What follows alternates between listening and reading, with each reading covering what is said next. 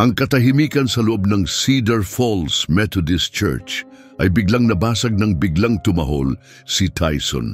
Ang tahol ng German Shepherd ay umalingaw-ngaw sa sermon ni Pastor Ortega para sa libing, tumalbog sa mga kahoy na upuan kung saan daan-daang tao ang nagtipon para bigyang pugay si Officer Luca Ribas. Napalingon ang lahat sa harapan ng simbahan kung saan si Tyson ay nakaupo ng hindi gumagalaw sa tabi ng kabaong na natatakpan ng watawat ng Amerika. Ang mga matay nakatitig sa makinis na madilim na kahoy. Hay naku, parang may gustong sabihin ng asong yan, bulong ni Doc Delgado mula sa pangatlong hilera, mahigpit na hawak ang kanyang lumang Bibliang gawa sa balat. Lalong lumalim at naging mas matindi ang tahol ni Tyson. Hindi ito tahimik na pagdadalamhati, kundi puno ng pagkabahala at matinding damdamin. Kumayod ang malalaking mga paa niya sa sahig ng simbahan habang tumayo siya at idinikit ang kanyang ilong sa gilid ng kabaong. Ang ingay na lumabas sa kanya ay hindi lang basta lungkot, tila ito ay babala. May kilabot na bumalot sa katawan ni Detective Elisa Navarro. Sa lahat ng taon ng pagtatrabaho niya kasama si Tyson, ngayon lang niya narinig ang ganoong tunog mula sa aso. May kakaiba, may mali. Lumalala ang kilos ni Tyson mula sa mga pag-iyak, naging mabilis at balisang pagkalmot sa ilalim ng kabaong. Ang tunog ng mga kuko niya sa kahoy ay nagpatalon sa lahat ng naroon. Mula sa unahang upuan, matamang pinanood ni Elisa ang nangyayari, nag-aalangan kung dapat bang igalang ang katahimikan ng seremonya o makinig sa kanyang instinct bilang detective. Dahan-dahan lang, boy, mahinang sabi ni Pastor Ortega habang dahan-dahang lumalapit kay Tyson. Ngunit hindi siya pinansin ni Tyson. Buong atensyon niya ay nakatuon sa kung anumang tila siya lang ang nakakaalam. Sa ikalawang hilera, maingat na pinunasan ni Teresa Rivas, ina ni Luca, ang kanyang luha gamit ang lukot na panyo. Nasasaktan lang talaga siya, kawawang aso, bulong niya sa kanyang kapatid na si Dolores. Hindi sila mapaghiwalay ni Luca, baka iniisip niya tulog lang si Luca pero hindi kumbinsido si Elisa. 3 taon niyang nakita kung paano nagtulungan sina Tyson at Luca, mga kasong walang ibang makalutas, sila ang bumibigkas ng solusyon. Si Tyson ay hindi basta matalinong aso, may mas malalim pa roon. Isang beses nahanap niya ang batang natabunan ng guho kahit nabigo na ang lahat ng ibang unit. Sa ibang pagkakataon, pinigilan niya si Luca sa pagpasok sa isang warehouse na sumabog ilang minuto lang ang lumipas dahil sa tagas ng gas. Hindi kailanman umaakto si Tyson ng walang dahilan. Ngayon, ang mga ungol niya ay mas may dalang pagmamadali, parang may sinasabi siyang mahalaga. Nakatayo ang mga tenga niya, nanginginig ang katawan niya sa pigil na enerhiya. Pauli-ulit siyang lumilingon sa kabaong at kay Eliza, ang mga matay bilog at puno ng pagmamakaawa. Nagmakaawang unawain siya. Dapat bang alisin ang aso? Tanong ni Mayor Valeria Morales sa mahinang tinig, ngunit narinig pa rin sa tahimik na simbahan.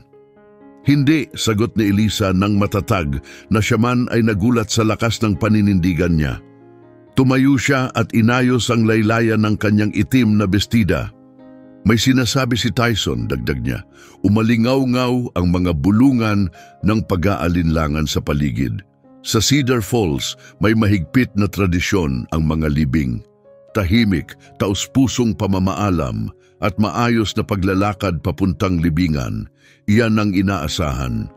Ang isang aso na gumagambala sa seremonya ay wala sa kaugalian. Ngunit lalo lang naging matindi ang kilos ni Tyson. Naglalakad siya paikot sa kabaong, humihinto sa ilang bahagi para suminghot ng malalim bago muling magpatuloy.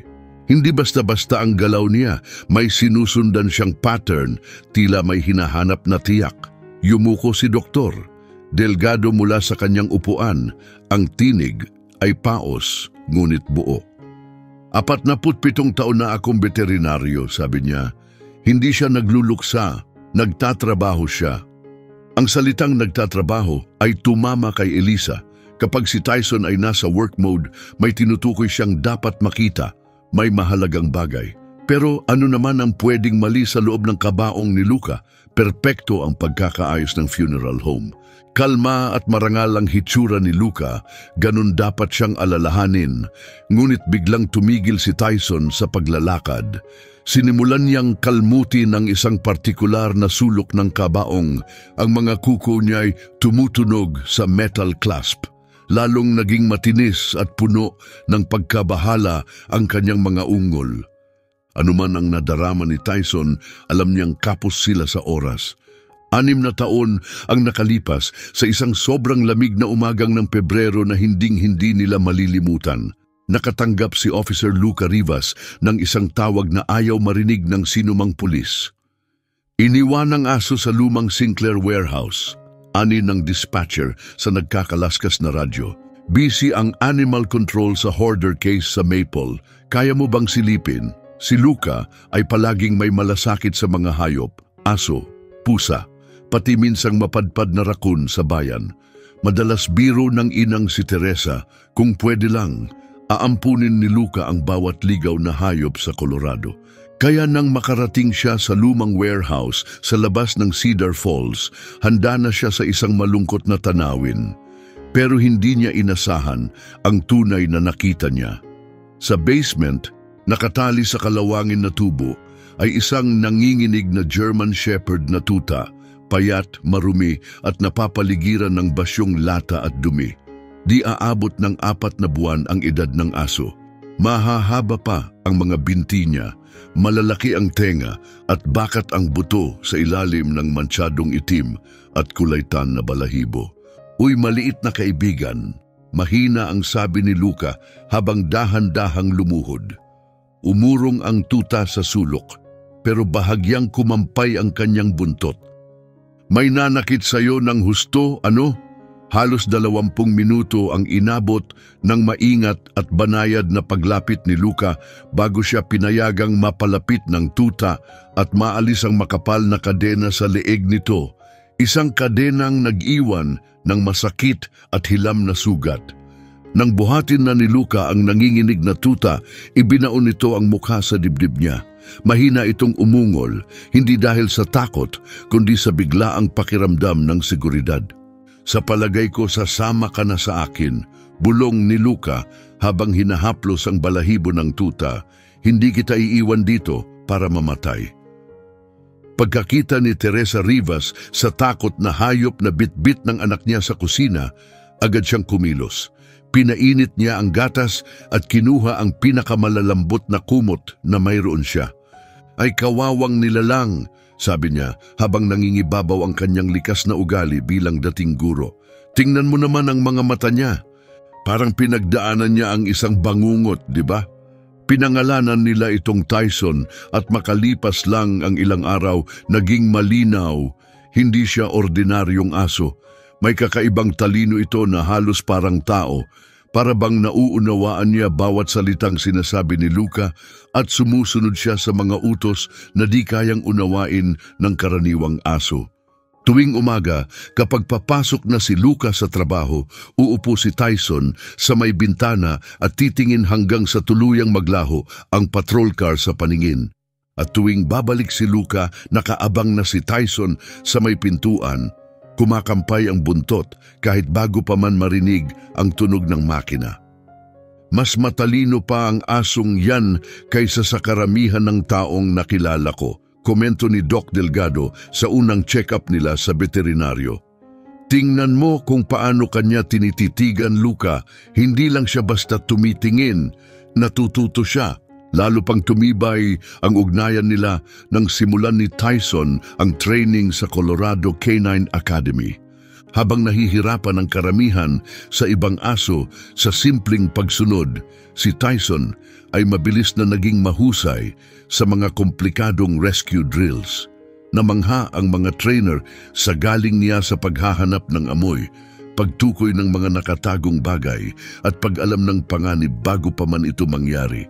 May pambihirang kakayahan ang asong yan, sabi ni Sergeant Valeria Russo nung araw ng graduation. Nakatrabaho ko na ang daan-daan na K9s. Iba si Tyson. Hindi lang siya sumusunod sa bakas. Parang alam na niya ang susunod na mangyayari.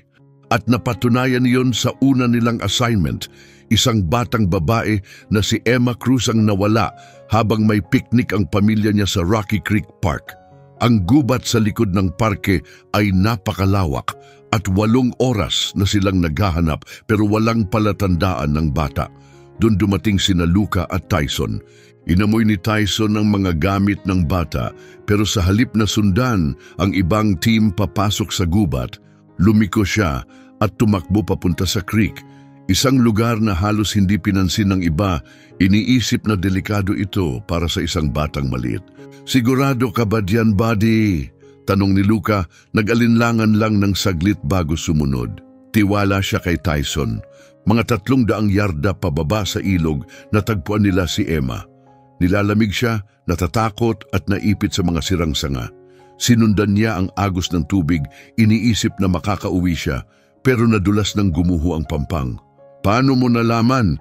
tanong ni Luca pagkaraan habang hinahaplos ang balahibo ni Tyson habang sinusuri ng mga paramedic ang bata. Tiningnan siya ni Tyson gamit ang mga mata niyang malalim at parang nakauunawa na para bang sinasabing, "Nakinig ako sa hindi pinansin ng iba." Ang hindi sinasabing pag-unawang iyon ang naging pundasyon ng kanilang trabaho. Sa loob ng susunod na 6 na taon, naramdaman ni Tyson ang mga bagay na hindi napapansin ng iba at natutunan ni Luca na magtiwala sa instinkto ng aso nang walang pag-aalinlangan. Kapag hinarangan ni Tyson ang pasukan ng isang gusali, agad tatawag si Luca ng backup. Kapag nagpapakita siya ng interes sa isang nakaparadang sasakyan, binabalikan yon ni Luca para suriin. Magkasama silang nagligtas ng buhay at nakalutas ng mga kaso. Naging inspirasyon sila sa buong departamento. Ang pinakadelikado nilang karanasan ay nangyari 3 taon matapos magsimula ang partnership nila. May drug raid na nakaplano sa isang farmhouse sa labas ng bayan. Ayon sa impormasyon, simple lang ito. Isang suspect lang, kilalang tulak pero walang history ng karahasan. Pero noong umagang iyon, hindi mapakali si Tyson. Lakad siya ng lakad, umiiyak at ayaw umupo. Alam na ni Luca ang ibig sabihin nito, may panganib. Habang papalapit sila sa bahay, biglang tumalon si Tyson sa harap ni Luca at ayaw umalis. Tigas ang mga kalamnan niya, nakadikit ang mga tenga at nakatayo ang balahibo sa likod. Lahat sa kilos niya ay isang malinaw na babala. "Ano yan, boy?" tanong ni Luca. Litong-lito hanggang sa biglang tumunog ang putok ng baril, tumama sa puno kung saan dapat siya nakatayo kung isang hakbang pa ang ginawa niya. Ang hindi marahas na suspek ay may hawak na malakas na hunting rifle at handang paputukan ang unang pulis na papasok sa pinto. Iniligtas ni Tyson si Luca mula sa tiyak na kapahamakan.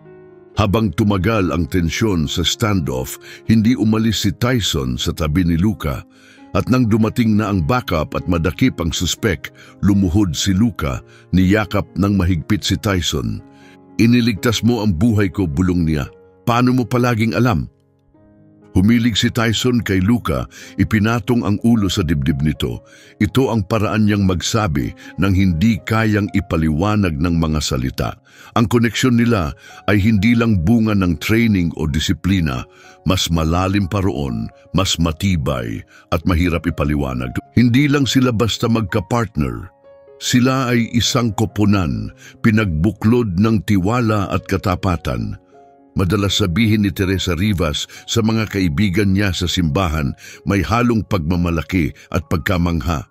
Parang iisa ang puso ng dalawang yan, kayang dumaan ng aso sa apoy para kay Luca, at turing ni Luca sa kanya ay parang kapamilya. At tama siya, si Tyson ay hindi lang bahagi ng trabaho. Siya ang matalik na kaibigan ni Luca, ang tahimik niyang tagapagbantay, ang pang-anim niyang pandama sa isang mundong puno ng panganib. Pero si Luca ay hindi lang naging tagapagsanay ni Tyson. Siya ang taong nagligtas sa buhay ng aso, nagbigay sa kanya ng layunin, at nagturo ng pagmamahal na walang hinihinging kapalit. Ang koneksyon nila ay ipinanganak sa pagligtas at pinatibay pa sa bawat pagsubok, tagumpay at tahimik na sandaling puno ng pagtitiwala. Natuto si Tyson na maramdaman ng emosyon ni Luca, tumugon sa mga hindi sinasabi at protektahan siya mula sa mga banta, nakikita man o hindi. At higit pa sa tahanan, binigyan siya ni Luca ng kahulugan sa buhay.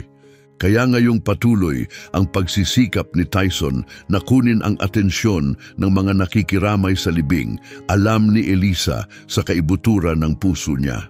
Hindi ito pagdadalamhati. Ito ay ang huling misyon ni Tyson para sa taong minsang nagligtas sa kanya mula sa bangungot. Dahan-dahang tumayo si Elisa Navarro mula sa kanyang upuan, kasabay ng banayad na lagaslas ng kanyang itim na bestida sa tahimik na kapilya.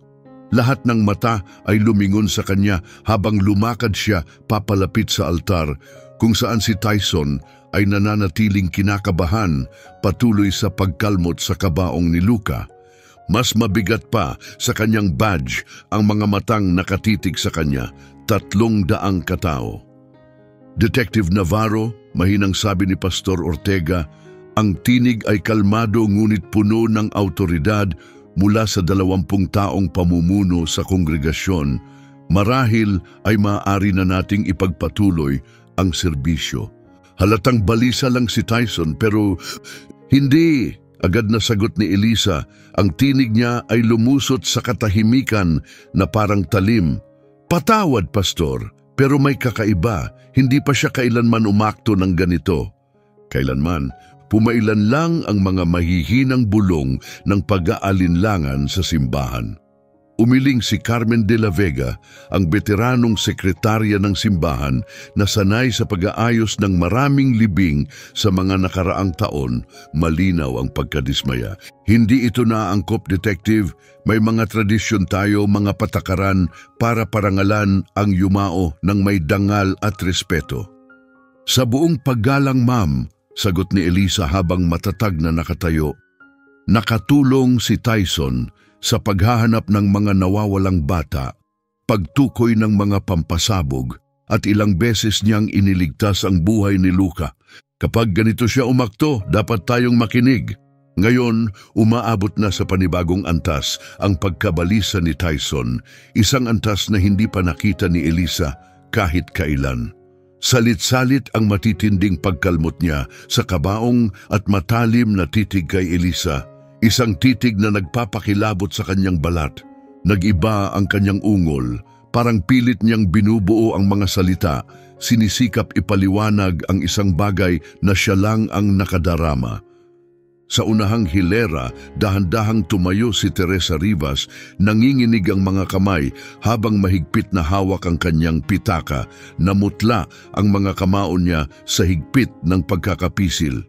Detective Navarro, mahinang sabi niya, pero buo ang tinig ng isang inang nagluluksa. Alam kong mahal mo ang aso ng anak ko, pero libing ito ni Luca. May mga taong bumiyahe mula sa malayo para makapagpaalam. Hindi pwedeng basta. Mrs. Rivas, mahina ring sagot ni Elisa, paano kung may gustong sabihin si Tyson tungkol kay Luca, isang bagay na hindi pa natin alam? Tumigil sa ere ang tanong, mabigat, mahirap baliwalain. Napangiwi si Teresa sa panibagong sakit. Ano pa bang pwede? Tanong niya, halos hindi makalabas ang tinig. Patay na ang anak ko, binaril siya ng tulak na ayaw magpahuli, wala nang ibang dapat tuklasin. Pero kahit sinasabi niya iyon, dama ang pag-aalinlangan sa kanyang tinig. Pinalaki niya si Luca Rivas. Alam niya kung gaano ka-surprising ang anak niya. Mula pagkabata hanggang sa paglaki, palaging bigla ang darating si Luca. May dalang hayop na iniligtas, groceries para sa kapitbahay o kwento ng kabutihang loob na hindi na niya inuulit pang muli. Biglang tumigil si Tyson sa paggalaw. Umupo siya, hindi gumagalaw, ang mga matay nakatuon kay Elisa. Humaba ang katahimikan, palala ng palala bawat segundo. Parang sundalo siyang nakaantabay sa utos, ngunit ang kanyang mga mata, puno ng pagmamakaawa. Alam ko ang titig na yan, ani ng isang paos na tinig mula sa likurang bahagi ng simbahan. Lahat ay napalingon kay retired Fire Chief Roberto Mendez, 73 taong gulang, iginagalang ng lahat. Dahan-dahan siyang tumayo. Yan ang titig ng mga asong pang-rescue kapag may nahanap silang taong na-trap, kapag sinusubukan nilang sabihin sa mga tao kung saan dapat hukayin pero walang nakikinig. Kalokohan na to, sigaw ni Mayor Valeria Morales, matalim ang tono. Unti-unting nawawala ang kanyang kontrol sa gitna ng tumitinding tensyon. Ginagawang magulo ang isang sagradong seremonya base lang sa inasal ng isang hayop na nagluluksa. Detective Navarro, mariin kong iminumungkahi na alisin ang aso para maipagpatuloy natin ito ng may dignidad. Hindi pwede, sagot ni Doc Delgado, paos at matatagang boses. Pula ang mukha niya sa emosyon. Nagpapakita ng babala ang asong yan. Isinusugal ko ang pangalan ko. Sa dami ng taon kong nagpaanak ng sanggol at nagpatulog ng mga kabayong naghihirap, alam ko ang pagkakaiba ng lungkot at babala. Ngayon, nagsimulang mahati ang mga tao. Ang mga mas nakababatang dumaan sa mga kwento ng kabayanihan ni Tyson nagsimulang sumuporta kay Elisa.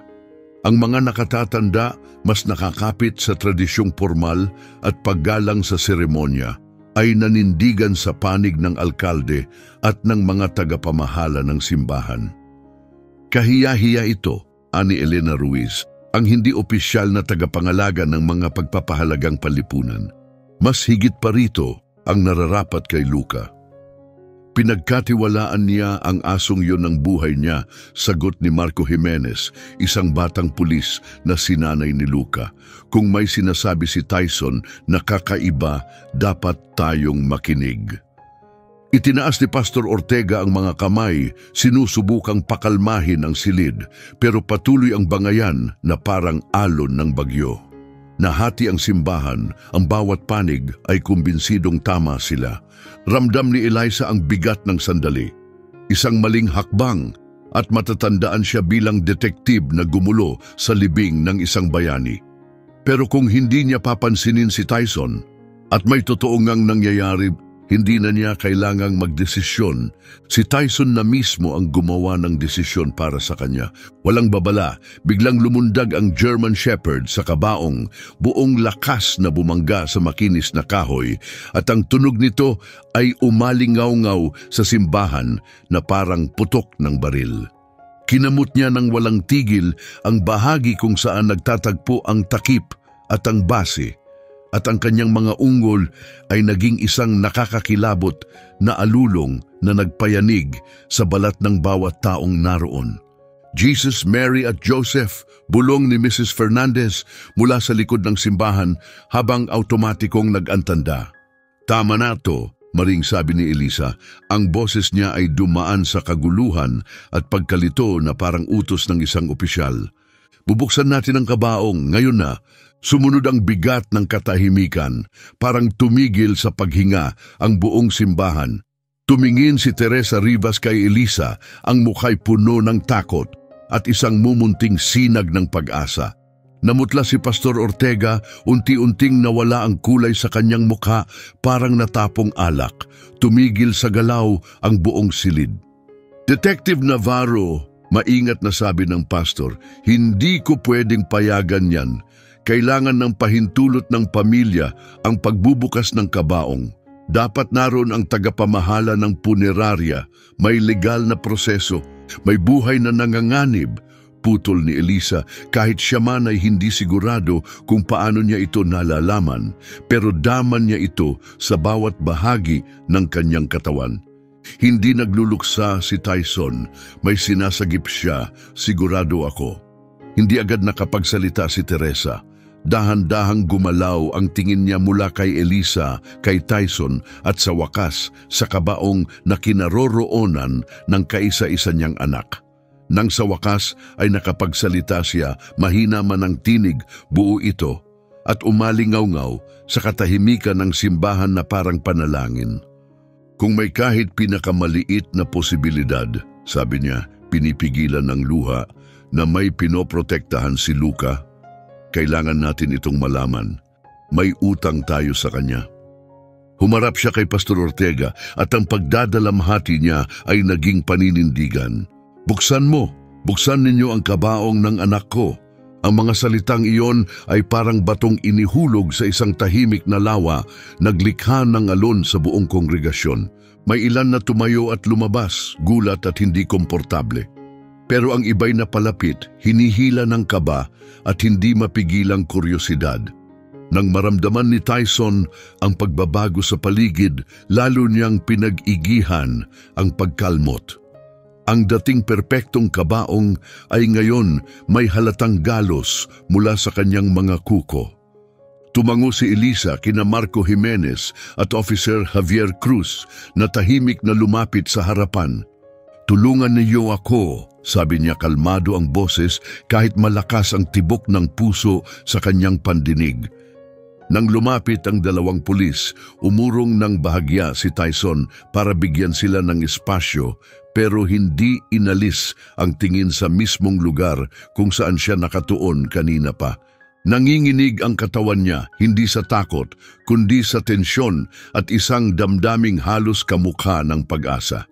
Kumlik ang mga latch ng kabaong, ang bawat tunog ay masyadong malakas sa katahimikan ng silid. Nanginginig ang mga kamay ni Elisa habang inaabot ang takip. Alam niyang maaring magbago ang lahat sa makikita niya. Sa ilang saglit parang huminto ang oras. Huminga siya ng malalim, pinatatag ang sarili para harapin ang katotohanang nakatago sa likod ng kakaibang kilos ni Tyson upang matuklasan kung ano ang pinoprotektahan ni Luca at kung may isang buhay pa bang nasa panganib dahil dito. Bumukas ang takip ng kabaong, kasabay ng mahina ngunit mariing pagbuga ng hangin, parang ang mismong simbahan ay bumuntong hininga matapos masyadong matagal na pigilin ito. Maingat at may paggalang, binuksan ni na Elisa at ng mga pulis ang mabigat na takip ng kabaong at tumambad si Officer Luca Rivas, nakasuot ng malinis na navy blue na uniforme. Payapa siyang nakahiga, kalmado ang ekspresyon at nakalapat ang mga kamay sa ibabaw ng kanyang dibdib. Sa tabi niya, maayos na nakatiklop ang watawat ng Amerika at ang kanyang badge ay kumikislap sa sinag ng araw na tumagos sa mga makukulay na bintanang salamin. Sa ilang sandali, tila normal ang lahat, walang makitang kakaiba. Isang sabayang buntong hiningang puno ng kalituhan ang umalingaw-ngaw sa mga tao. Naglinis ng lalamunan si Mayor Morales, malinaw na naghahanda ng magsalita, isang matalim na paalala tungkol sa respeto at panganib ng pagpadala sa emosyon. Pero hindi pa tapos si Tyson. Lumapit siya ng dahan-dahan, matahimik ang kilos, papalapit sa bukas na kabaong. Wala ni isang kampay ng buntot, wala ring bakas ng kasabikan, hindi ito laro. Ang bawat galaw ni Tyson ay kalkulado, eksakto. Gaya ng isang asong sanay sa trabaho, alam niyang may mahalagang bagay siyang natuklasan. Sinundan ni Elisa ang tingin niya at doon niya ito nakita. Isang bahagyang umbok sa loob ng uniforme ni Luca, halos hindi makita. Sa bulsa sa loob ng jacket, may isang bagay na maliit, sapat lang para mag-iwan ng banayad na hugis. Makikita lang ng isang sanay tumukoy ng kakaibang detalye. Diyan, mahina ngunit matatag ang sabi ni Elisa, sabay turo sa mismong lugar. May nakita si Tyson. Yumuko si Pastor Ortega, ang kanyang pag-aalinlangan ay unti-unting napalitan ng pagkalito. Wala akong nakikitang kakaiba, Detective. Marahil ay sobra na tayo rito. Bago pa siya makapagsalita pa, kumahol si Tyson, mabilis, matalim at puno ng autoridad. Tumigil ang lahat ng bulungan sa silid. Ang mga mata niya ay nakatuon sa bulsa, ang mga tengay nakaangat, isang klasikong senyales ng babala na agad na iintindihan ng sinumang handler ng K9. Mabilis ang tibok ng puso ni Elisa habang inaabot ang bulsa ng uniforme ni Luca. Lahat ng bahagi ng kanyang training bilang detective ay nagsasabing bawal ito. Maaaring makasira ito ng ebidensya, labagin ang batas o lumampas sa etika. pero may mas malalim na tinig sa loob niya na nagsasabing tama ang ginagawa niya. Naniniwala si Tyson na may nakatago roon at kung may kahit maliit na posibilidad na tama siya, wala siyang ibang pagpipilian kundi alamin ito. Ngunit ramdam ni Elisa na anuman ang nakita ni Tyson, hindi lang ito mahalaga. Ito ay kagyat. Ipinasok niya ang mga daliri sa bulsa, inasahang mahahawakan ang isang sulat, medalya o anting-anting. Sa halip, isang bagay na malambot ang kanyang nahipo, mainit. Ay Diyos ko, bulong niya, habang nawawala ang kulay sa kanyang mukha. Ang init na iyon, hindi galing sa katawan ng isang patay. Ito ay buhay. Dahan-dahan, ipinasok pa niya ang kamay. Sanay na sanay ang kanyang mga daliri sa paghahalughog, paghahawak ng ebidensya at paggalugad. Ngunit ngayon, humahawak siya sa isang bagay na maselan at hindi inaasahan. Naramdaman niya ang tela, maliit na mga paa, isang mahina, gumagalaw na paghinga na nagpabilis sa kanyang pulso. Ano yan? Tanong ni Teresa Ribas, nanginginig ang tinig, nasa pagitan ng takot at desperadong pag-asa na may katuturan ang lahat ng ito. Hindi sumagot si Elisa. Sa halip, marahan niyang inilabas ang laman ng bulsa ni Luca, isang bagong silang na tuta ng Golden Retriever. Hindi hihigit sa 3 linggo ang edad, mahigpit itong nakabalot sa isa sa mga lumang t-shirt ni Luca mula sa Police Academy. Walang malay ang tuta, pero ang maliit nitong dibdib ay umaangat at bumababa sa mabilis at mababaw na paghinga. Buhay ito. Sabay-sabay na napasinghap ang buong simbahan, parang lumaganap ang pagkabigla mula sa loob, papalabas sa mga kalye. Ako'y napapadyos, bulong ni Doc Delgado, at agad siyang napunta sa mode bilang veterinaryo, dala ng dekada ng karanasan. Nilalamig siya ng sobra at matindi ang dehydration. Ilang araw na siyang walang kalinga. Kasya ang tuta sa pagitan ng 2 kamay ni Elisa. Ang balahibo nito ay buhaghag at maputlang ginto. Nakapikit pa rin ang mga mata, tulad ng lahat ng napakabatang tuta, at ang munting kulay rosas na dila ay bahagyang nakalabas sa bibig nito. Pero ang pinakanakakatakot kay Elisa ay ang hindi pantay at hirap na paghinga. Bawat hinga ay parang labanan. Lumapit si Tyson, marahang umungol habang nakabantay sa tuta. Ang dati matinding pagkabahala ay napalitan ng katahimikan, ang presensya ng isang tagapagbantay na natapos na ang kanyang tungkulin. Paano nangyari ito? Tanong ni Pastor Ortega, hindi na sigurado sa sarili. Paano nabuhay ang isang nilalang sa loob ng kabaong ng 3 araw? Lumapit si Teresa, mabagal ang hakbang, dala pa rin ang bigat ng pagdadalamhati. Ngayon ay may halong pagkamangha. Inabot niya ang nanginginig na kamay at hinaplos ang ulo ng munting tuta. Luca, bulong niya, paos ang tinig. Ano ba ang sinusubukan mong gawin, anak? Si Doc Delgado naman ay agad nang kumilos. Ang mga may edad na kamay ay matatag pa rin habang inilipat niya ang tuta mula sa mga palad ni Elisa. Gamit ang taon ng karanasan, sinuri niya agad ang pulso, kalagayan ng hydration, lambot ng balat, at iba pang senyales, mabilis at may kasiguruhan. Naiprotektahan siya mula sa pinakamasama, sabi ni Doc Delgado. Matalim ang tono na may kasamang agarang pag-aalala bilang veterinaryo. Mahigpit ang pagkakabalot sa kanya, pinainit sa abot ng makakaya, pero kritikal lang lagay niya. Tumalikod siya kay Elisa. Matinding dehydration, delikado na ang temperatura ng katawan niya, ilang araw na siyang hindi kumakain. Babae? Tanong ni Elisa habang sinusubukang unawain ang misteryo. Babae, Golden Retriever. Tantiya ko'y lagpas lang ng 3 linggo ang edad.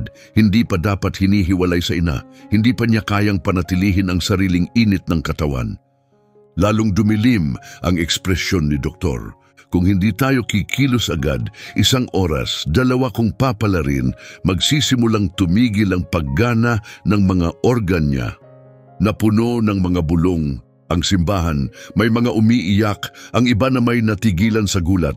Hindi madaling tanggapin, isang libing na naging milagro, ang lungkot ay naging misteryo. Ilan sa mga tao ay nagsimula ng i-record ang pangyayari, alam nilang ito'y lalaganap online sa ilalim ng mga hashtag na #Cedar Falls Miracle at Hero Dog Saves Life. Hindi ko maintindihan, sabi ni Carmen de la Vega, nanginginig ang tinig. Saan galing ang tuta? Paano siya napunta sa loob ng kabaong ni Officer Rivas? Mabilis nang gumalaw ang isipan ni Elisa. Unti-unting binubuo ang timeline na parang piraso ng palaisipan. 3 araw na ang nakalipas nang mamatay si Luca sa isang karaniwang traffic stop. Ang suspek, si Tommy Delgado, isang kilalang tulak, ay biglang bumunot ng baril at nagpaputok. Gumanti si Luca na sugatan si Delgado, pero siya ay tinamaan ng malubha at nasawi. Akala ng lahat isa lang itong trahedya sa tungkulin, pero ngayon nagbago ang lahat. Ibang kwento ang dala ng tuta, isang kwento ng proteksyon, ng pagmamahal, ng sakripisyo. Hindi lang basta nabaril si Luca, may itinatago siya, isang nilalang na karapat dapat pangalagaan hanggang sa huling hininga. Isang inosente, isang marupok. Kaya pala ganun ang inasal ni Tyson. Sa loob ng 3 araw, alam ng aso ang katotohanan. Dama niya ang bigat ng kabayanihang hindi natapos. At sa kabila ng kakulangan sa salita, ginawa niya ang lahat para maunawaan siya ng mga tao. Tumayo siya sa pagitan ng isang walang kalaban-labang nilalang at ng kamatayan, at hindi niya hinayaang mawala ito nang hindi pinapansin. Kailangan niya ng tulong. Ngayon na, mariing sabi ni Doc Delgado. Malinaw ang tono ng autoridad. Kompleto ako sa gamit sa klinika, fluids, heat pads, lahat. Pero kung maghintay pa tayo, mawawala siya. Parang tumugon sa sigaw ng pangangailangan, ang tuta, bahagya itong gumalaw sa mga palad ni Doc. Bumuka ang maliit nitong bibig sa isang tahimik na iyak, at ang isang paa ay gumalaw sa loob ng lumang t-shirt ni Luca. Napatigil ang buong simbahan sa paghinga. Sa sandaling iyon, hindi nalibingan ang simbahan. Parang may banal na nangyayari. Pumasok ang liwanag sa makukulay na bintana, lumilikha ng mga aninong makulay sa mga upuan at altar, pininturahan ang tagpo ng kababalaghan. Wala pang katulad ito sa buong Cedar Falls. Lumapit si Teresa Rivas, nakatitig sa bagong silang natuta, na tila naging bahagi ng huling kwento ng kanyang anak. Anong magagawa namin, Doc? Tanong niya, mahinahon ng tinig. Paano namin siya matutulungan? Kaunting dasal ay makakatulong, sagot ni Doc na may pagod ngunit may ngiti. At isang taong handang tumulong sa akin sa klinika. Kailangan ng batang ito ng tuloy-tuloy na pag-aalaga. Tumingin si Elisa kay Tyson na nakabantay sa kanyang tabi. Nakatitig ang mga mata ng German Shepherd sa tuta, tahimik ang katawan, matatag ang pokus. Sa hindi sinabing pag-uusap na yon, naunawaan ni Elisa ang lahat. Ang huling kilos ni Luca ay proteksyon. At ngayon, ipinagpapatuloy ni Tyson ang misyon na iyon, walang pag-aatubili. Kasalukuyang oras, Doc Delgado Veterinary Clinic, 3:47 ng hapon. Ang tunog ng ilaw sa kisame ang bumalot sa maliit na treatment room habang kumikilos si Doc Delgado nang may kasanayang taglay ng mga taong sanay sa kritikal na sitwasyon. Nakahiga ang maliit na retriever sa warming pad. Halos hindi kita ang paghinga. May nakaabot na ika-4 na dahan-dahang naglalagay ng likido sa marupok niyang katawan at ang heart monitor ay tumutunog ng hindi regular, bawat tibok ay hindi tiyak. Laban lang iha, bulong ni Doc habang inaayos ang ilaw para tumaas ang init sa katawan nito. Hindi ka pinagdaanan ng tatay mo sa lahat ng ito para mawala ka ngayon. Nakahiga si Tyson malapit sa treatment table sa layo lang na pinayagan ni Elisa. Hindi siya gumalaw, hindi kumain, ni hindi tinignan ang pagkaing iniabot ng mga nagmalasakit. Ang mga mata niya'y nakatuon pa rin sa tuta, ang kanyang layunin, ang kanyang misyon ay hindi pa tapos. Sa waiting area, pabalik-balik si Elisa habang nakikipag-usap ng seryoso sa telepono. Nagbabago ang lahat. Buksan niyo ulit ang kaso ni Rivas, mariing sabi niya.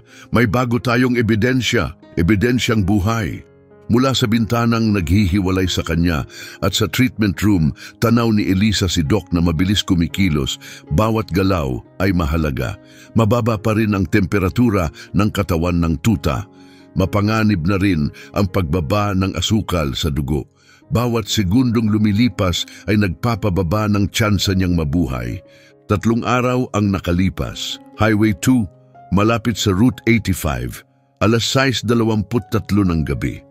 Paakyat ang patrol car ni Luca Rivas sa isang burol malapit sa Millers Creek Bridge, kasabay ng paglubog ng araw sa likod ng mga bundok ng Colorado. Tumutugon siya sa isang tawag ukol sa iniwang sasakyan nang may iba pa siyang napansin, isang karton na kahon sa gilid ng kalsada, bahagyang gumagalaw sa ihip ng hangin.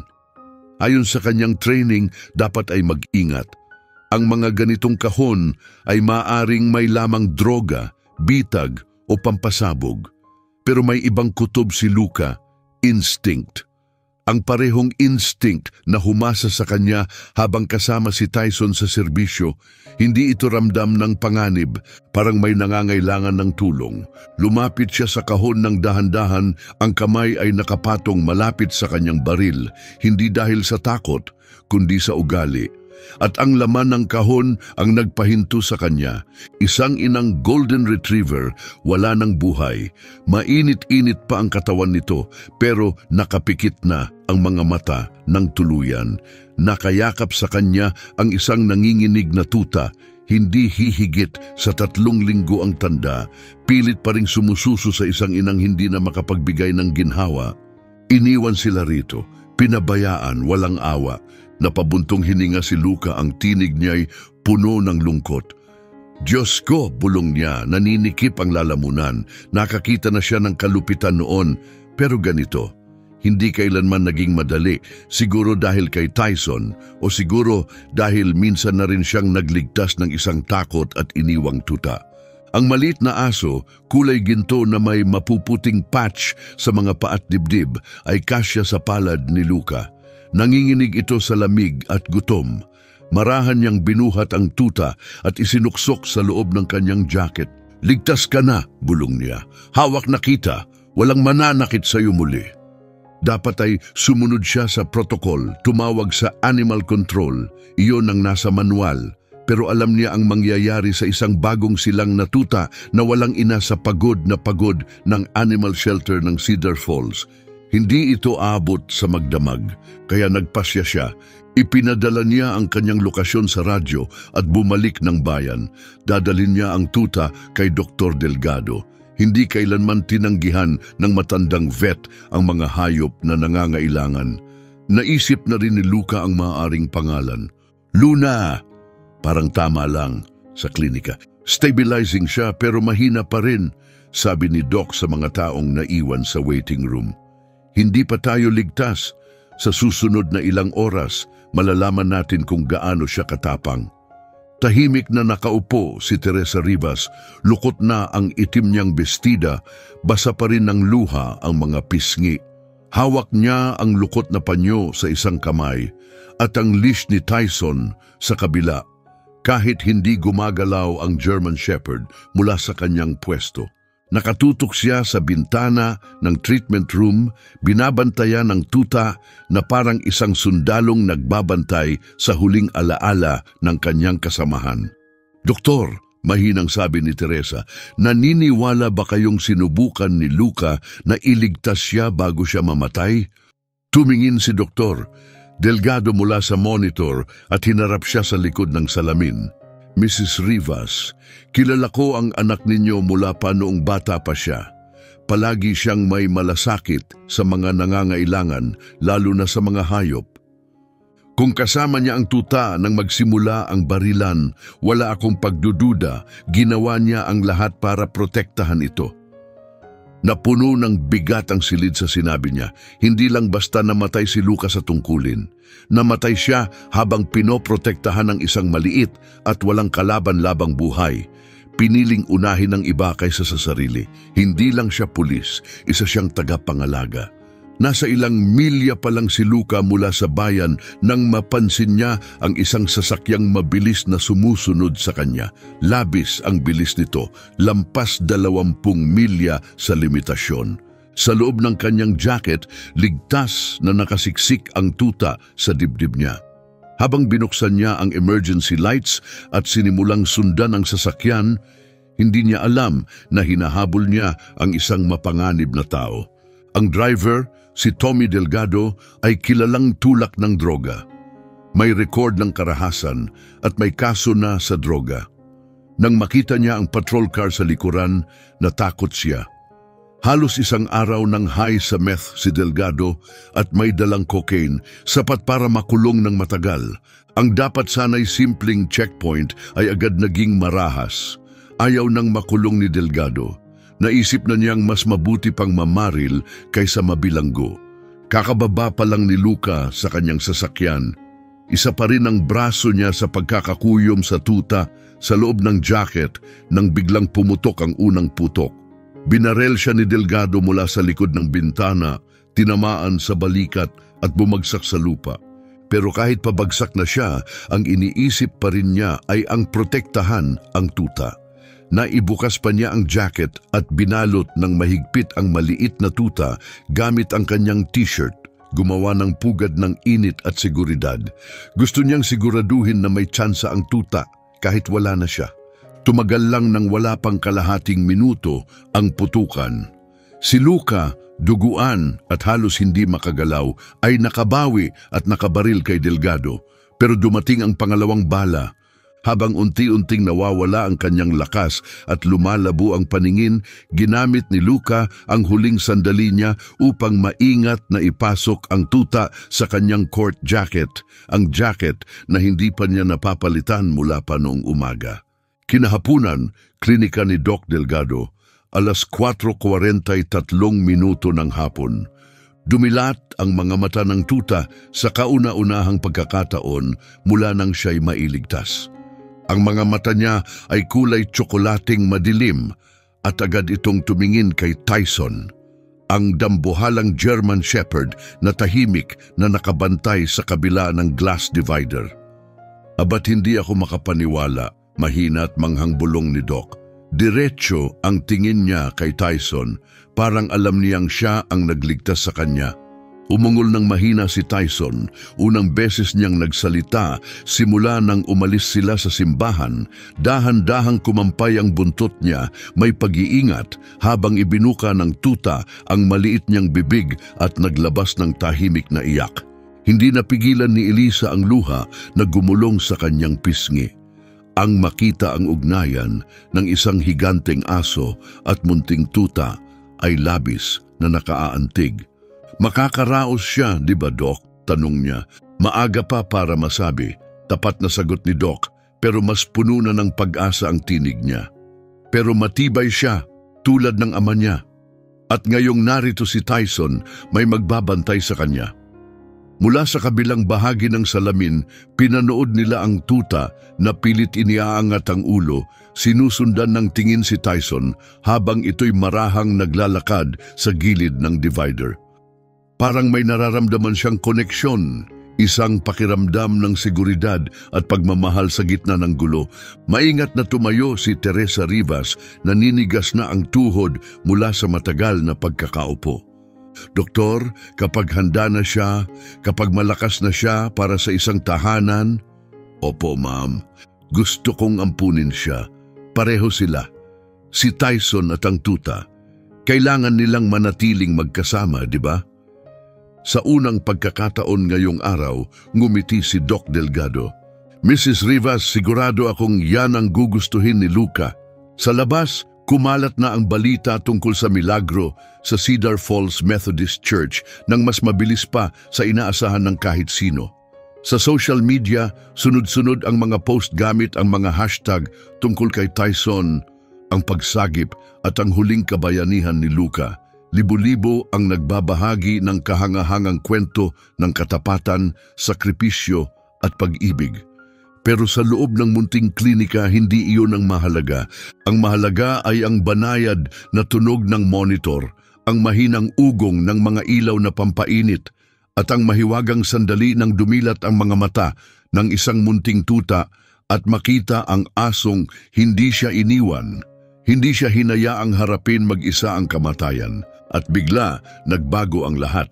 Nag-iba ang ritmo ng heart monitor, naging hindi pantay, mas matalim. Kumunot ang noo ni Doc Delgado. Dama ang biglang kaba. Eksaktong alas 5:30 ng hapon, 36 na minuto mula nang dumilat ang mga mata ng tuta. Biglang bumagsak ang kanyang vital signs. Bumaba ang temperatura niya kahit pa may mga warming device. Naging mababaw at putol-putol ang paghinga at tumaas ang tibok ng puso bago biglang bumagal. Hindi ngayon, bulong ni Doc, ang kanyang mga kamay, bagamat may edad at pagod, ay mabilis at sanay habang tumunog ang mga alarm. "Huwag kang bibitaw sa amin, anak." Sumandal si Tyson sa salamin, nanginginig ang buong katawan sa matinding pag-aalala. Alam niyang may masamang nangyayari. Ang kanyang mga ungol ay naging pag-iyak, puno ng sakit, na bumalot sa tunog ng mga babalang alarm. Kumayod ang mga paa niya sa sahig habang palakad-lakad, desperado, walang magawa para sa munting buhay na ipinangako niyang poprotektahan. Mabilis na pumasok si Elisa mula sa waiting room. Ang tunog ng kaguluhan ay agad nagpagising sa kanyang instinct bilang investigador. "Anong nangyayari?" sigaw niya. "Akala ko bumubuti na siya." "Humihina ang katawan niya," sagot ni Doc. Madiin ang boses habang chinecheck ang IV at inaayos ang gamot. Sa unang pagkakataon, nanginig ang mga kamay na ilang dekadang naging matatag. Minsan ganito ang nangyayari sa matinding trauma. Humahawak ang katawan hanggang sa maramdaman nitong ligtas na, saka bumibitaw. Napagdaanan na niya ang higit pa sa dapat tiisin ng kahit sinong nilalang. Nakatayo si Teresa Rivas sa may pintuan, maputla, habang pinagmamasdan ang nakabibinging eksena. Ilang minuto pa lang ang nakalipas, umaasa silang lahat sa kalmadong paggalaw ng monitor. Ngayon, ang tunog nito ay puro babala, matitinis, masakit, nagsasabing unti-unti nang nawawala ang kanyang buhay. Ang huling gawain ng pagmamahal ni Luca, ang kanyang pinakamatinding sakripisyo, ay unti-unting guguho sa harap mismo ng kanilang mga mata. Wala ni isa ang kayang pigilan ito. Wala na ba talagang ibang paraan? Halos punit ang tinig ni Elisa. Kailangan may paraan pa. Dahan-dahang umiling si Dr. Delgado. 72 taong karanasan ang nagsabi sa kanya ng katotohanan, kahit pilit niya iyong itinatanggi sa puso. Ginawa ko na ang lahat. Fluids, init, glucose, cardiac support, pero napakaliit niya. Masyado nang matagal siyang walang kalinga, wala na siyang lakas. Lalong humina ang paghinga ng tuta, halos hindi na umangat ang maliit na dibdib. Bawat hinga ay parang laban na unti-unti niyang isinusuko. Ang mga mata niyang kanina lang ay maliwanag at puno ng buhay. Ngayoy nagiging malabo. Unti-unting namamatay ang liwanag sa loob niya. Hindi na makayanan ni Tyson ang kanyang pagdadalamhati. Itinaas ng German Shepherd ang ulo at naglabas ng malalim, masakit na alulong na parang pumunit sa buong klinika.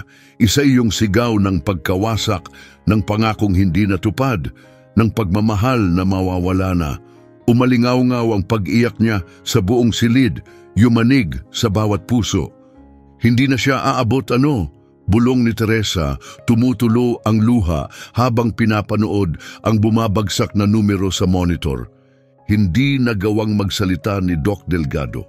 Sa halip, marahan niyang inabot ang ulo ng tuta. Magaspang at may edad ang kanyang kamay, pero ang haplos ay hindi matatawaran. Banayad, puno ng lungkot. "Patawad," bulong niya, "patawad talaga." At sa mga salitang yon, tila tumigil ang hangin sa paligid nila, binalot ang buong silid sa katahimikan ng pagdadalamhati. Nanghina ang mga binti ni Elisa, parang alon ng katotohanan ang tumama sa kanya. Napakalapit na nila sa isang himala. Kumapit sila sa Pag-asa, pinanood ang isang bagay na maganda na nagsisimulang umusbong para lang muling harapin ang pagkawala. Ang tapang ni Luca, ang kanyang pagmamahal, lahat ay tila mauuwi na sa trahedya. Parang naunawaan yun ni Tyson. Tumigil siya sa paglalakad-lakad at naupo sa harap ng salamin ng treatment room. Parang isang tahimik na bantay, nakaupo siyang tuwid at hindi gumagalaw. Ang mga matay nakatuon sa marupok na anyo ng tuta.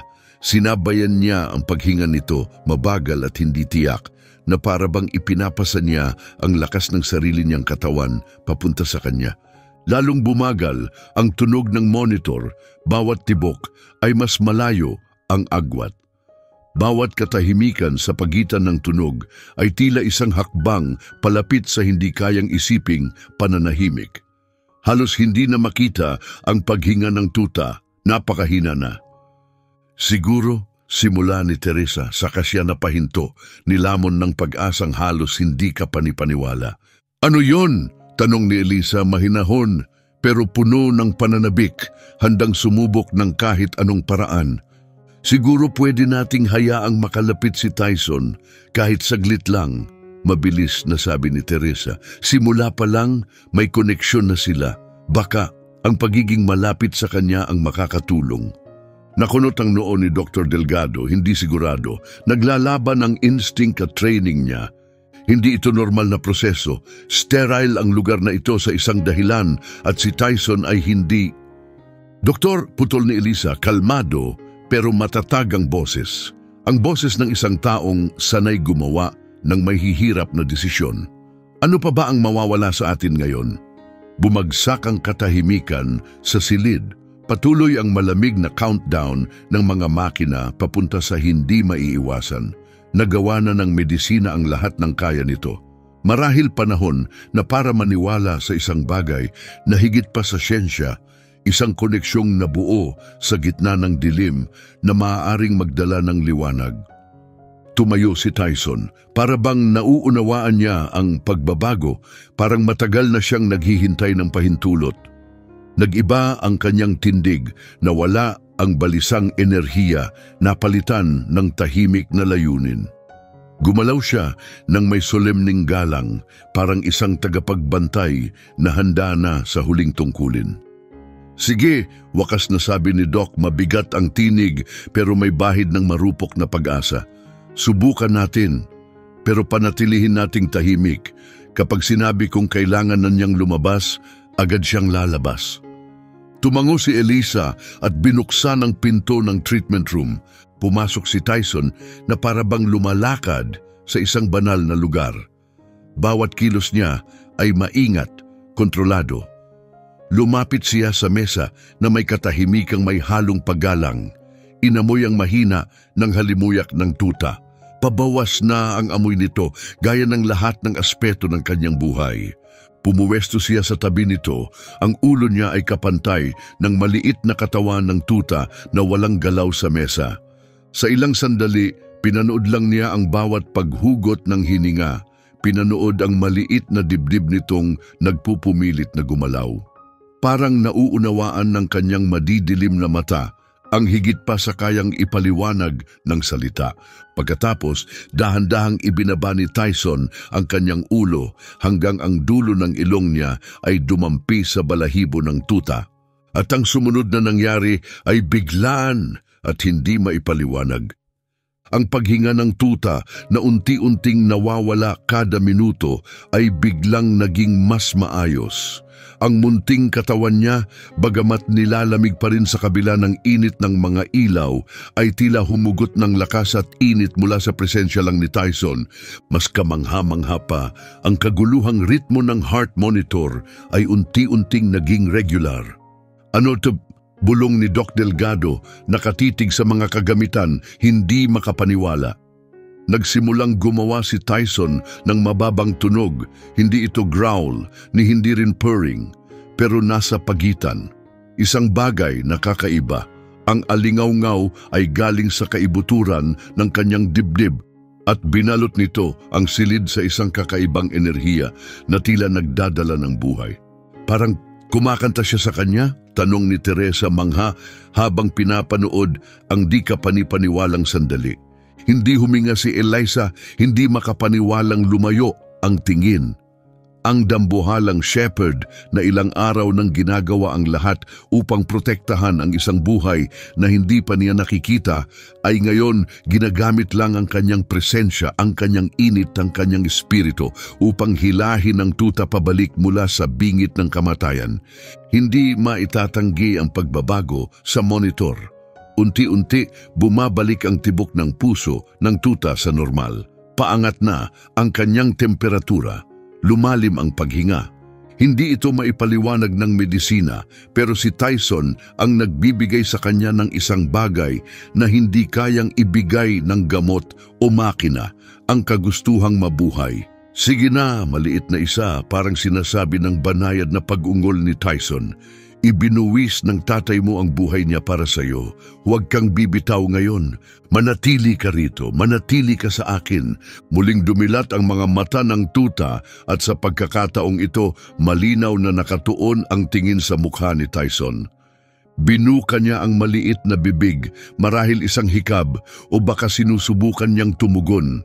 Ano man yon, iyon ang kauna-unahang kilos na siya mismo ang nagpasya simula nang lumala ang kondisyon niya. Walang gumalaw sa silid. Lahat ay huminto, naghihintay kung ang huling gawa ng kabayanihan ni Luca ay matatapos sa dalamhati o sa pag-asa. At saka may nangyaring pambihira. Nagpatuloy ang banayad na awit ni Tyson at sa bawat segundo lalo pang lumalakas ang tuta. Ang dati magulong tunog ng monitor ay naging matatag at maayos. Ang paghinga niya ay hindi na parang laban, kundi parang paghinga ng isang nilalang na sa wakas ay nakapahinga. Sa halos 50 taon ko, ngayon lang ako nakakita ng ganito. Bulong ni Doc Delgado, hindi maalis ang tingin sa screen. Tumataas ang temperatura niya, nagsistabilize ang presyo ng dugo, umaangat ang oxygen levels, parang ibinubuhos ni Tyson ang buhay niya sa tuta. Ngunit habang napupuno ng pag-asa ang silid, nagsimulang gumana muli ang isip ni Eliza. Bilang investigador, hindi niya maiwasang magtanong, may isang bagay pa tungkol sa nangyari 3 araw ang nakalipas na hindi pa tugma. Tumalikod siya kay Doc at kinuha ang kanyang maliit na kwaderno. Doc, noong una mong sinuri siya, may napansin ka bang kakaiba, anumang maaaring magbigay linaw sa nangyari? Saglit na tumingin si Doc sa unti-unting pagbuti ng vital signs ng tuta bago tumugon. Ngayon mo lang tinanong, pero oo, dehydrated at nilalamig siya, oo, pero hindi gaano katindi para sa 3 araw na walang kalinga at may bakas ng gatas o isang katulad nito sa paligid ng bibig niya, parang pinainom ng kamay. Nanlaki ang mga mata ni Teresa. Ibig mong sabihin, pinakain siya ni Luca kahit pagkatapos siyang barilin? Yun ang sinasabi ng katawan niya, kumpirmang sagot ni Doc. Hindi siya nakarating dito sa swerte lang. May nag-alaga sa kanya, pinainit, sinubukang painumin sa abot ng makakaya. Naramdaman ni Eliza na nagsisimulang magdikit-dikit ang mga piraso. Mabilis niyang kinuha ang telepono at tumawag sa evidence team ng Colorado State Police. Detective Navarro ito. Kailangan ko ng bagong pagsusuri sa patrol car ni Officer Rivas. Hanapin ang kahit anong ebidensya na nagpapakitang inalagaan niya ang isang hayop, botelya, tela, heat pad, anumang makakatulong sa isang tuta para mabuhay. Habang kausap ni Eliza ang team, nanatili si Tyson sa tabi ng mesa. Iniharap na ng tuta ang maliit niyang ulo kay Tyson. Ang kanyang kayumangging mga mata ay matamang nakatitig sa kanya na para bang alam niyang ang asong ito ang naging tagapagbantay niya, ang protektado siya nang wala ng ibang makagawa noon. Dahan-dahang lumapit si Teresa sa mesa. Ang kanyang kamay, palatandaan ng panahon at dalamhati, ay inabot ang malambot na balahibo ng tuta. Palagi niyang sinasabi, kaya ni Tyson maramdaman ang mga bagay na hindi kayang maramdaman ng iba, bulong niya. Pero hindi ko kailanman inasahan ito. Naglabas ng mahinang iyak ang tuta, isang banayad at malinaw na tunog. Unang beses na siya ay nagsalita mula ng matagpuan. Mahina pero naroon. Sinasabi niyang hindi pa siya sumusuko. Naririto pa rin siya. Biglang nag-vibrate ang telepono ni Elisa. Tiningnan niya ang mensahe at nanlaki ang kanyang mga mata. Nahanap nila niya, halos hindi makapagsalita sa emosyon. Sa loob ng sasakyan ni Luca, isang bakanteng baby bottle, basang tuwalya at isang heat pad na nakasaksak sa power outlet ng kotse. Gumawa siya ng nursery, pinapanatili niyang buhay ang tuta. Tumama ang bigat ng katotohanan iyon sa bawat isa, sa silid na parang dambuhalang alon. Hindi lang basta nakita ni Luca ang tuta at itinago ito. Inalagaan niya ito, ginawa ang lahat ng kaya habang iniisip kung ano ang dapat gawin. Ang huling patrol na iyon ay hindi lang isa pang araw sa trabaho, isa itong misyon na pinili niya kahit batid ang panganib. Papunta siya sa klinika ko nang mangyari yon, biglang sabi ni Doc Delgado, malinaw at matatag ang tinig. Kaya siya nasa highway 285, dinala niya ang tuta sa akin. Muling umiyak si Teresa ngunit ang luha ngayon ay ibang-iba, hindi na lang ito luha ng lungkot kundi ng pagkakaunawa at pagmamalaki. Hindi niya kayang iwan yung tuta, bulong niya. Hindi siya ganong tao, hindi siya kailanman tatalikod sa isang nilalang na nangangailangan. Muling tumunog ang telepono ni Elisa. Agad niya itong sinagot, si Sergeant Valeria Russo mula sa headquarters ng State Police. Maikli pero malinaw ang pag-uusap at pagbitaw niya ng tawag, nagdilim ang kanyang ekspresyon. Nagsasalita na si Tommy Delgado, anunsyo niya. Sinusubukan niyang makipagkasundo. May mga bagong detalyeng binanggit sa salaysay niya, mga bagay na hindi natin alam dati. Anong klaseng detalye? Tanong ni Teresa, nanginginig ang tinig, tila naghahanda sa pinakamasama. Sabi niya hindi agad gumanti ng putok si Luca. Nagtago siya sa likod ng patrol car at parang may pinoprotektahan sa loob ng kanyang jacket. Inakala ni Delgado na baril yon o body armor. Pero ngayon, alam na natin ang totoo, sagot ni Elisa. Tumango si Doc Delgado, ang mga matay nakatuon pa rin sa tuta sa ilalim ng maingat na pagbabantay ni Tyson. Siya yun, mahina niyang sabi. Sa wakas, buo na ang larawan ng mga ginawa ni Luca. Nang magsimula ang putukan, hindi siya kumilos gaya ng karaniwang pulis. Hindi niya agad hinugot ang baril o tumawag ng backup. Ang unang instinct niya ay protektahan ang isang munting buhay sa kanyang mga bisig. Kahit nasa panganib ang sarili niyang buhay, hindi niya ito binitiwan. Binalot niya ito, iningatan, inilayo sa kapahamakan. At tila alam iyon ni Tyson. Maingat niyang inusli ang ilong, dinampi sa tuta at ipinatong ang kanyang ulo malapit dito. Tahimik na pinatutunayan ang kanyang pangakong ipagpapatuloy ang pagbabantay. Habang lumilipas ang bawat segundo, lalong lumalalim ang koneksyon sa pagitan nila, ang tagapagtanggol at ang kanyang pinoprotektahan, pinag-isa ng pag-ibig ng lalaking ibinuwis ang lahat para iligtas silang dalawa. May isa pa, mahina ang sabi ni Elisa habang muling tumingin sa kanyang telepono. May natagpuan silang sulat sa sasakyan ni Luca. Sulat kamay. Nakasiksik sa ilalim ng upuan ng driver. Itinaas niya ang kanyang telepono at ipinakita ang larawan ng sulat, ang sulat kamay ni Luca, mabilis na isinulat sa isang piraso ng citation paper. Lumapit si Teresa upang basahin ang mga huling salita na iniwan ng kanyang anak. Nakita ko siya sa highway 285. Patay na ang inang aso. Mga 3 linggo pa lang. Halo ng Golden Retriever.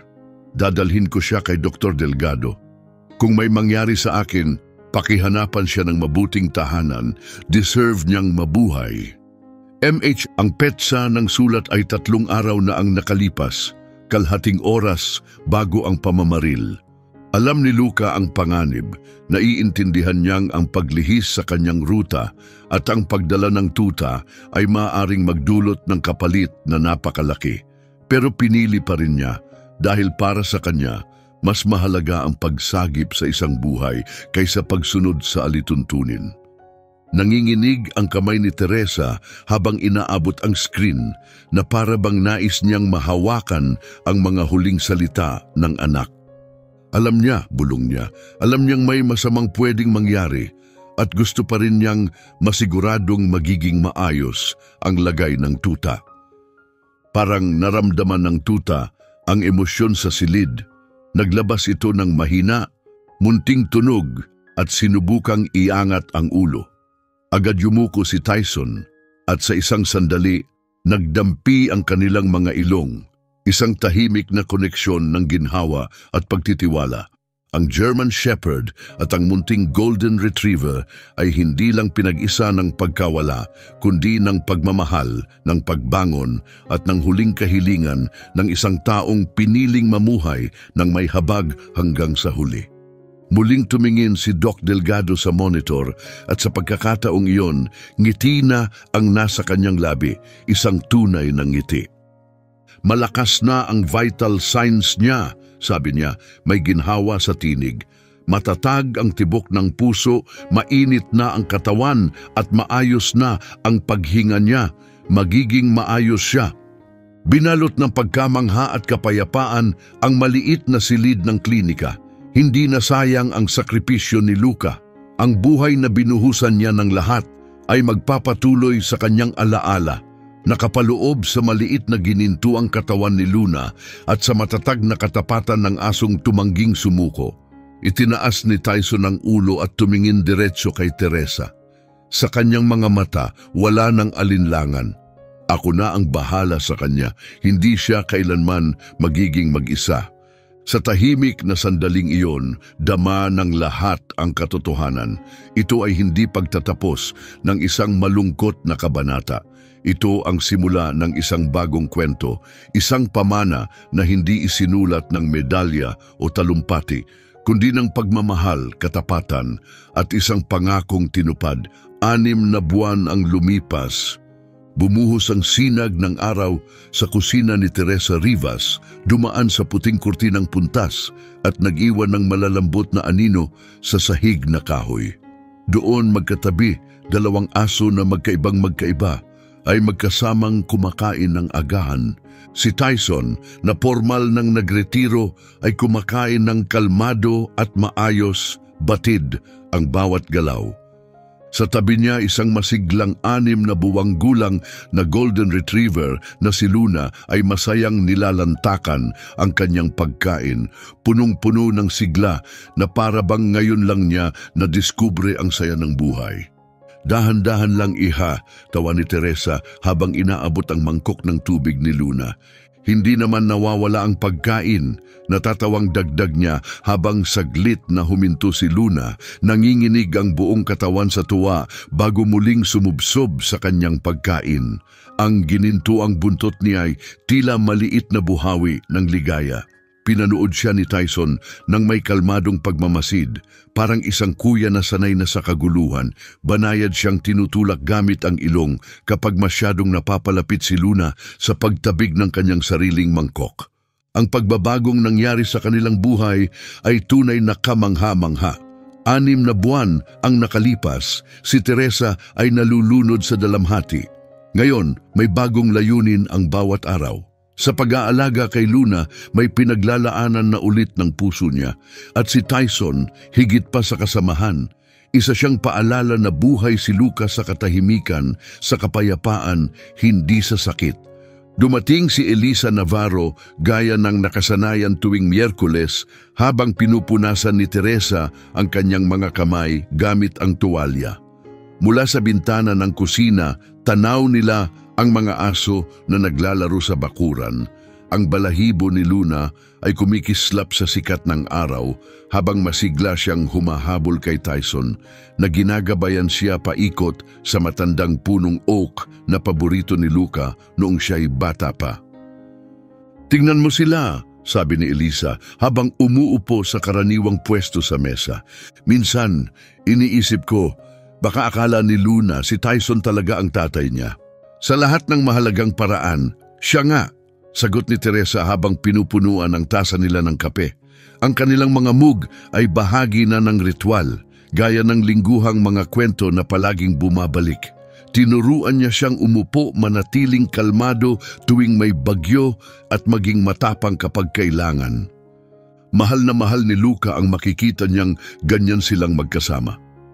Ang mga litrato sa dingding ay nagkukwento ng paglalakbay ni Luna mula sa araw ng pagsagip, mula sa mahina't nanginginig na tuta na sumiksik kay Tyson hanggang sa masigla at masayang asong kasama nila ngayon. May larawan ng unang araw niya sa bahay, halos kasya sa tabi ni Tyson. Isa pa kung saan siya'y unang beses na lumangoy sa Miller's Creek habang binabantayan siya ni Tyson sa gilid. May isa pang suot niya, ang maliit na badge na in-order ni Teresa online, nakaupong buong dangal sa tabi ni Tyson na suot ang kanyang K9 vest. May balita na ba sa film crew? Tanong ni Elisa habang hinahalo ang asukal sa kape. Tumango si Teresa, may ngiting hindi maikakaila. Darating daw sila sa susunod na linggo para tapusin ang shoot. Hindi ko akalaing ganito karaming tao ang maaabot ng kwento natin. Ang pagsagip sa Cedar Falls Methodist Church ay umabot na sa pambansang atensyon. Nag-viral ang hashtag na #TysonNew. Kumalat sa lahat ng social media platform. Naging tampok sa mga pangunahing news station ang kwento. Ginamit ito ng mga rescue group para isulong ang adopsyon. At ngayon, isang film team ang gumagawa ng buong dokumentaryo tungkol sa katapatan ng hayop at katapangan ng tao. Pero para kina Teresa, Elisa at sa mga tao ng Cedar Falls, ang tunay na milagro ay hindi ang atensyon ng media. Ito ay ang masaksihan si Luna habang nagiging uri ng asong tiyak na mamahalin ni Luca. Maalalahanin sa mga bata, matapat, matalino at pusong totoo. Dumaan si Doc Delgado kahapon, dagdag ni Teresa habang nauupo sa kanyang silya. Sabi niya, kamangha-mangha ang development ni Luna, walang bakas ng trauma, perpektong kalusugan, at ang personalidad niya, parang kay Luca, sabat ni Elisa. Malakas, pero mabait, matapang pero mahinahon. Sa labas, tinuturuan ni Tyson si Luna ng isa na namang mahalagang leksyon sa buhay, kung paano maayos na kumuha ng tennis ball. Maingat ang kanyang demonstrasyon. Lalapit, pupulutin ito ng banayad at ibabalik. Pinapanood siya ni Luna ng buo ang atensyon, ang ulo ay bahagyang nakatagilid, isang galaw na piniga ang puso ni Teresa dahil ganun din tumingin si Luca noong siya'y bata pa, tuwing nagsisikap siyang matuto. Tumunog ang doorbell at pagdungaw ni Teresa, nandoon si Pastor Ortega, nakangiti, may dalang ulam na may takip. Magandang umaga, Teresa, bati niya. May dalang cornbread si Agnes, yung paborito mo. Gusto ko rin sanang pag-usapan ang dedication ng parke sa susunod na buwan. Nagkaisang bumoto ang City Council ng Cedar Falls na ipangalan kay Luca ang bagong parke. Magkakaroon ng monumento na magbibigay pugay sa koneksyon sa pagitan ng mga pulis at ng kanilang mga asong kasama sa serbisyo.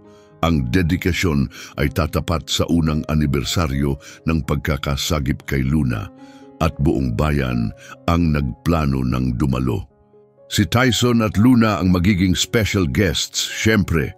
Dagdag ni Pastor Ortega, tumingin sa likod bahay kung saan tila may seryosong negosasyon sa pagitan ng dalawang aso tungkol sa patakaran sa paghahabol ng stick. Ibabahagi ng estatwa ang parehong kwento nila. Si Tyson, ang asong hindi kailanman sumuko, at si Luna, ang munting buhay na nabuhay dahil sa pagmamahal. Namuo ang luha sa mga mata ni Teresa, pero sa pagkakataong ito, hindi luha ng dalamhati ang bumukal, kundi ng kapayapaan. Ikaka-proud ni Luca ito, mahina niyang sabi, hindi dahil sa monumento, kundi dahil sa huling kabutihang ginawa niya na nagdulot ng napakaraming kabutihan sa mundong ito. Lumapit si Elisa sa pintuan at sabay nilang pinanood habang sinusubukan ni Luna gayahin si Tyson. Medyo sablay ang unang subok pero nagtagumpay siyang maibalik ang bola at kumampay ang buntot ni Tyson, puno ng paghanga at pagudyok. Iyan ang pag-ibig, sabi ni Pastor Ortega habang pinagmamasdan ang dalawang aso na kangiti. Yung tunay, yung nakakakita ng kabutihan sa kapwa, naniniwala sa pangalawang pagkakataon at hindi sumusuko kahit gaano kahirap. At totoo iyon, lahat kay Luna ay nagsasalita ng lakas na natamo niya. Sa ilalim ng pag-aaruga ni Tyson, natutunan niya hindi lang ang mga tricks, kundi ang habag, katapatan at tapang. Minsan, nang maipit sa puno ang pusa ng kapitbahay, tahimik pero matiyagang tumahol si Luna hanggang may dumating upang tumulong. Nung may batang babae na nadapa sa bisikleta sa harap ng bahay ni Teresa, marahan siyang nilapitan ni Luna at dinilaan ang mga luha nito habang si Tyson ay nakabantay hanggang dumating ang mga magulang ng bata. Speaking of love, ani Elisa may pilyang ngiti. Nasabi mo na ba kay Pastor Ortega ang bagong trick ni Luna? Nagningning ang mga mata ni Teresa sa isang uri ng kagalakang madalas makita sa mga lola. Luna, halika at ipakita mo. Sa pagkarinig ng kanyang pangalan, masiglang tumakbo si Luna papunta sa bahay, hindi mapigilan ang tuwa habang si Tyson ay sumunod ng kalmado. Pagdating nila sa porch, itinaas ni Teresa ang kamay sa senyas na stay. Agad silang umupo, pero si Luna may sariling dagdag, dahan-dahang ipinatong ang kanyang maliit na paa sa ibabaw ng malaking paa ni Tyson. 1 kilos na siya mismo ang nakaisip.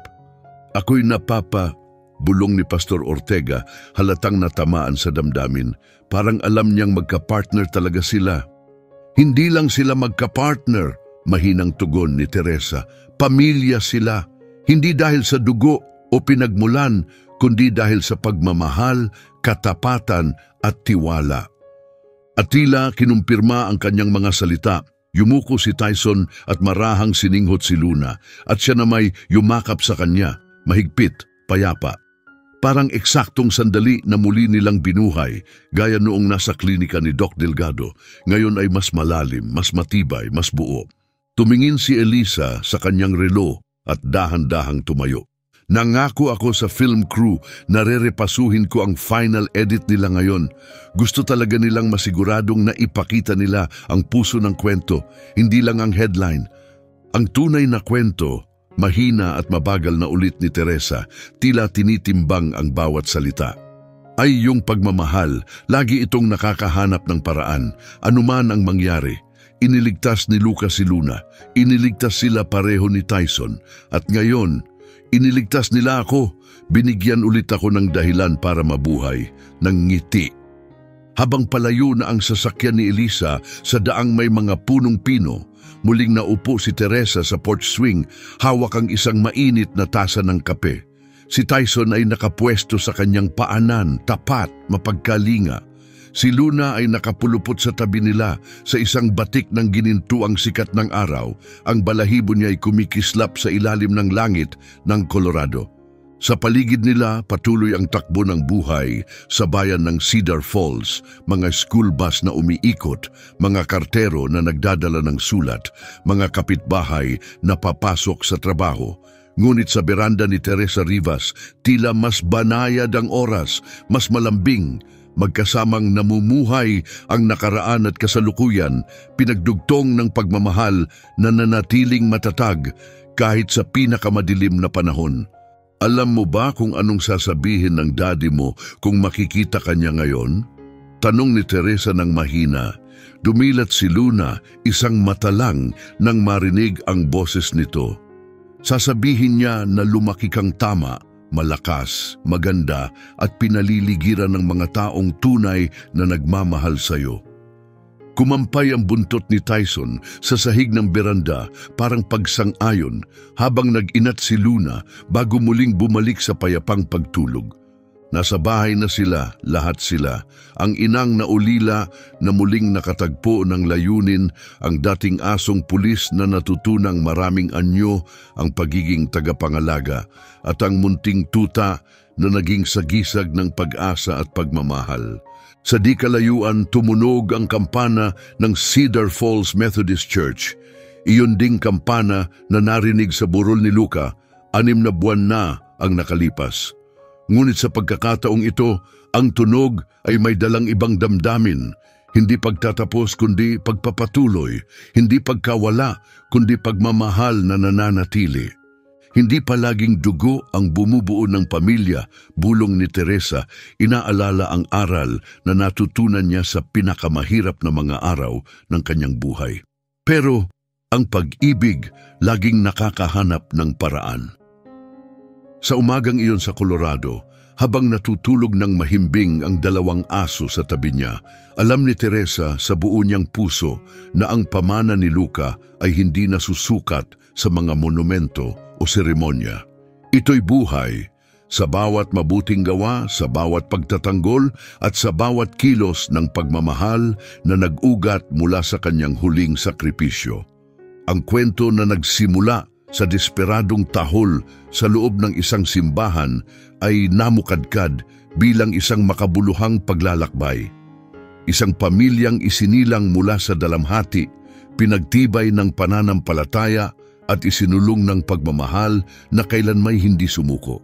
Sa isang mundong madalas hinahati ng takot at pag-aalinlangan, ang kwentong ito ang nagpapaalala sa atin kung ano ang tunay na mahalaga.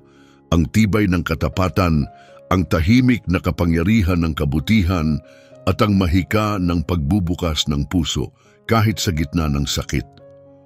Ang malungkot na tahol ni Tyson sa burol ni Luca ay hindi lang pagdadalamhati. Ito'y dalisay na debosyon. Isang panata na hindi niya iiwan ang buhay na pinrotektahan ni Luca. At ngayon, habang pinapanood nating tumatanda ang sarili nating mga alagang hayop sa ating tabi, naaalala natin na ang ugnayan natin sa kanila ay hindi nakasalalay sa mga salita. Lumalagpas ito sa oras, kahit sa kamatayan. Si Teresa Rivas na minsang naniwalang natapos na ang kanyang buhay kasama ng kanyang anak, ay muling nakahanap ng kahulugan sa pag-aaruga kay Tyson at Luna. Pinatunayan ng kanilang kwento na kahit sa mga panahong pakiramdam mo'y wasak, nakalimutan o nag-iisa ka, may kapangyarihan ang pagmamahal na hanapin ka, buuin kang muli at bigyan ka ng bagong dahilan para muling ngumiti. Tinuruan tayo ni Tyson na ang tunay na katapatan ay hindi nagtatapos, nagbabago ito. Ipinakita ni Luna na ang kagalingan ay maaaring magsimula kahit sa pinakamasakit na simula. At pinatunayan ni Teresa na ang kakayahan nating magmahal ay hindi kailanman kumukupas, kundi naghahanap lang ng bagong pusong pwedeng pagbuhusan. Minsan, ang pamilya na pinakakailangan natin ay hindi ang pamilyang pinanganakan natin, kundi ang pamilyang dumating sa atin sa tamang oras. Bawat pagsikat ng araw ay bagong pagkakataon upang makipag-ugnayan, magmalasakit at makadiskubre ng kagalakang hindi inaasahan. Ngayon, gusto naming marinig ang kwento mo. May alaga ka bang naging simbolo ng tapat at di matitinag na pagmamahal? Naranasan mo na bang alagaan ang isang hayop na tumulong sa iyo sa isang mahirap na panahon? Ibahagi ang kwento mo sa comments. Ikwento mo kung paano ka naantig ng pagmamahal ng isang hayop at kung paanong napukaw ka nitong maniwala na may pag-asang muling sumisikat kahit sa pinakadi inaasahang pagkakataon.